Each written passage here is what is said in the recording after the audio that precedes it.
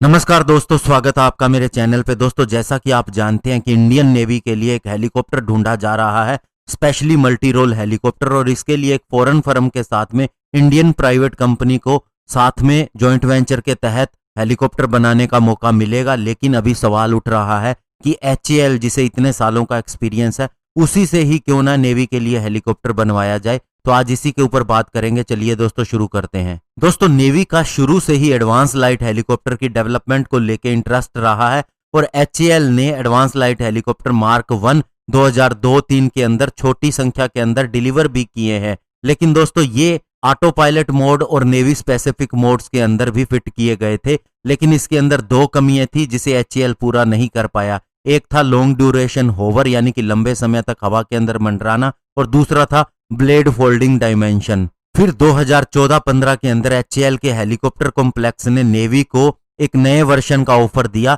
जिसके अंदर 2 सेगमेंट के ब्लेड थे। साथ ही कुछ और मॉडिफिकेशन भी की गई थी ताकि उसकी ब्लेड फोल्डिंग की रिक्वायरमेंट पूरी हो सके। उस समय नेवी इससे खुश भी हुई और साथ ही उसने अपना इंटरेस्ट भी दिखाया, लेकिन कोई डिसीजन नहीं लिया गया। लेकिन उसके बाद HAL वहीं नहीं रुकी। उसने 2019 के अंदर 2 प्रोजेक्ट लॉन्च किए एडवांस लाइट हेलीकॉप्टर के, और खुद ही इसकी फंडिंग भी की। इसमें थे advance light helicopter tail boom folding, और इसके अलावा advance light helicopter blade folding with 2 segment main rotor blade. दोस्तों, नेवी की INAS 322 स्क्वाड्रन, जिसे 2013 के अंदर शुरू किया गया, वो एडवांस लाइट हेलीकॉप्टर मार्क 1 का इस्तेमाल करती है, जिसे INS गरुड़ा कोची के अंदर रखा गया है। इंडियन नेवी के एक ऑफिशियल के हिसाब से उसने 2018 में बताया कि एडवांस लाइट हेलीकॉप्टर बहुत ज्यादा मैच्योर हो चुका है। पहले इसका मकसद केवल नेवी पायलट को ट्रेनिंग देना ही था, लेकिन अब इसने अपना रोल और ज्यादा बढ़ाया है पिछले 5 सालों से। स्पेशली अगर सी के ऊपर नाइट टाइम फ्लाइंग करनी हो तो इसके लिए बहुत ज्यादा कैपेबिलिटी चाहिए, और वो इसने हासिल कर ली है। और अभी इंडिया उन कुछ ही देशों के अंदर आता है जिसके पास खुद की एबिलिटी है कि वे नाइट टाइम के समय सर्च और रेस्क्यू ऑपरेशन को अंजाम दे सके। नेवी अभी एडवांस लाइट हेलीकॉप्टर के लिए रात के समय सर्च और रेस्क्यू ऑपरेशन के लिए इसे अप्रूव कर चुकी है, और इसके अलावा अबू धाबी में 2017 में एक ओवरसीज ऑपरेशन के अंदर भी इसका इस्तेमाल किया जा चुका है। और अभी जो एडवांस लाइट हेलीकॉप्टर का मार्क 3 वर्जन है, इसके अंदर बहुत सी इंप्रूवमेंट की जा चुकी हैं। इसकी वाइब्रेशन को कम करने के लिए एक्टिव वाइब्रेशन कंट्रोल सिस्टम का इस्तेमाल किया गया है। साथ ही ज्यादा पावर देने के लिए शक्ति इंजन भी लगाया गया है और ग्लास कॉकपिट भी दिया गया है। नेवी ने 2017 के अंदर HAL से संपर्क किया कि उसे additional advance light helicopter mark 3 चाहिए, और अभी दोस्तों 270 एडवांस लाइट हेलीकॉप्टर अलग अलग वेरिएंट के फ्लाई कर रहे हैं, और इन्होंने 2,80,000 फ्लाइट आवर भी पूरे कर लिए हैं। अभी दोस्तों अगर हम बात करें नेवी के नेवल यूटिलिटी हेलीकॉप्टर की, तो 2017 के अंदर इंडियन नेवी ने एक रिक्वेस्ट फॉर इंफॉर्मेशन इश्यू किया जिसमें उसे 111 नेवल यूटिलिटी हेलीकॉप्टर चाहिए थे, और ये स्ट्रेटेजिक पार्टनरशिप मॉडल के तहत बनाए जाने थे। इस मॉडल के हिसाब से एक इंडियन प्राइवेट कंपनी को फॉरेन स्ट्रेटेजिक पार्टनर जो टेक्नोलॉजी और मैन्युफैक्चरिंग कैपेबिलिटी की सारी चीजें ट्रांसफर करेगा, उसके साथ टाई अप करना था और फिर कॉन्ट्रैक्ट के लिए बिड देनी थी। ऐसे में HAL इंडियन नेवी की इस रिक्वायरमेंट को बड़ी ही आसानी से पूरी कर सकता था, क्योंकि उसने ALH मार्क 3 बनाया है। अगर इसी के अंदर कुछ सिस्टम हटा के और कुछ एडिशनल सिस्टम डाल के वह नेवी की रिक्वायरमेंट पूरी कर सकता था। और जहां तक डायमेंशनल की रिक्वायरमेंट है,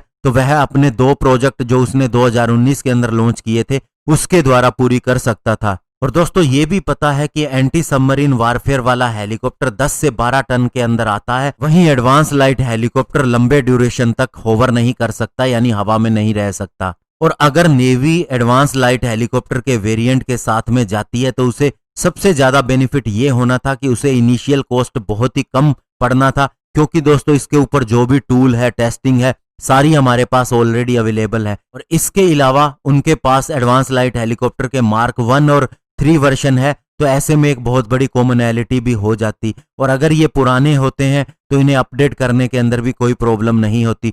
किसी भी तरह का ट्रांसफर ऑफ टेक्नोलॉजी का कॉस्ट भी नहीं लगना था, और किसी भी तरह की लाइसेंस फी भी नहीं लगनी थी। अभी HAL मिलिट्री की रिक्वायरमेंट के लिए रोटेरी विंग प्लेटफॉर्म की डिजाइन, डेवलपमेंट और मैन्युफैक्चरिंग के ऊपर काम कर रहा है। और अभी दुनिया में केवल आधा दर्जन ही ऐसी कंट्रीज हैं जो किसी भी तरह के हेलीकॉप्टर को डिजाइन और डेवलप कर सकती हैं, और साथ ही उनकी गवर्नमेंट भी पूरी तरह से फंडिंग कर रही है ताकि उनके एग्जिस्टिंग इक्विपमेंट के अंदर इंप्रूवमेंट होती रहे। और अभी इंडिया भी ऐसी कंट्री है जो HAL के लिए ये कह सकती है कि उसने बहुत से हेलीकॉप्टर का न केवल डिजाइन बनाया है, डेवलपमेंट की है, टेस्टिंग की है, सर्टिफिकेशन भी किया है। उसका ज्यादा न्यूज मीडिया के अंदर, सोशल मीडिया के अंदर नाम नहीं हुआ तो क्या। और हमें यह भी नहीं भूलना चाहिए कि ये HAL ही है जिसने न केवल डिजाइन तैयार किया बल्कि प्रोड्यूस भी किया है चीता हेलीकॉप्टर को, चेतक हेलीकॉप्टर को, चीतल एडवांस लाइट हेलीकॉप्टर, ध्रुव एडवांस लाइट हेलीकॉप्टर, रुद्रा जो कि एक वेपनाइज्ड वर्जन है। और अभी दोस्तों